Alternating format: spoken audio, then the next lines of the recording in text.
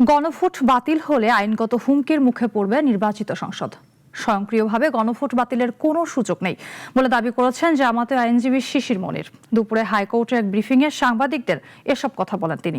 এ সময় গুম কমিশন, দুদক সংস্কার কমিশন, সুপ্রিম কোর্ট বিচারক নিয়োগ সংক্রান্ত অধ্যাদেশ সহ 20টির মতো অধ্যাদেশ বাতিলের প্রতিবাদ জানিয়েছেন তিনি।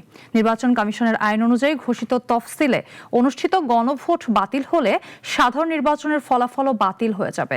শিশির মনির বলেন, অন্তর্বর্তী সরকারের গঠিত জাতীয় ঐকমত্য কমিশনে 30টির বিষয়ে সব রাজনৈতিক দল ঐকমত্য হয়েছিল।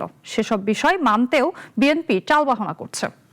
গণভোট অধ্যাদেশ, তার সঙ্গে আছে জুলাই সনদ বাস্তবায়ন আদেশ এবং একই সাথে আছে গণভোট অধ্যাদেশের শিডিউল এবং হাইকোর্টে যে রিট পিটিশনটি পেন্ডিং আছে তার রুল।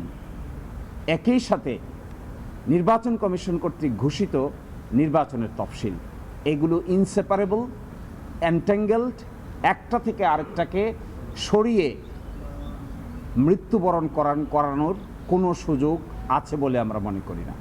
যা কিছু হবে এসব কিছুর একসাথে হবে।